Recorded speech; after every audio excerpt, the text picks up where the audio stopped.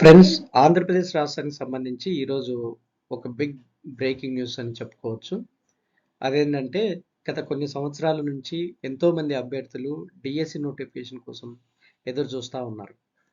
So ఈ విధంగా ఎదురు చూస్తున్నటువంటి సమయంలో ఆంధ్రప్రదేశ్ ప్రభుత్వము డిఎస్సి నోటిఫికేషన్కి సంబంధించినటువంటి వివరాలు వెల్లడించడం జరిగింది. దాదాపు 6,000 పైచిలుకు టీచర్ పోస్టులకు సంబంధించి ఈరోజు రాష్ట్ర విద్యాశాఖ మంత్రి అయినటువంటి బొత్స సత్యనారాయణ గారు ఈ నోటిఫికేషన్ రిలీజ్ చేయడం జరిగింది.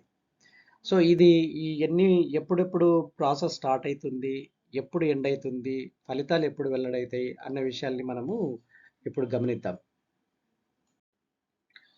విద్యాశాఖ మంత్రి అయినటువంటి బొత్స సత్యనారాయణ గారు చెప్పినటువంటి వివరాల ప్రకారము ఈ నోటిఫికేషను ఈరోజు మధ్యాహ్నం వెలువడడం జరిగింది. దీని ద్వారా 6,100 టీచర్ పోస్టులను భర్తీ చేయడానికి ప్రభుత్వము సన్నాహకాలు చేస్తూ ఉంది.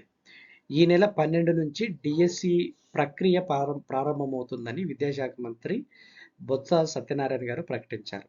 అంతేకాకుండా ఏప్రిల్ 7వ తేదీన ఫలితాలను కూడా రిలీజ్ చేస్తాము, ఈ యొక్క డిఎస్సి ఎగ్జామ్ సంబంధించిన ఫలితాలను కూడా ప్రకటిస్తామని ఆయన చెప్పడం జరిగింది.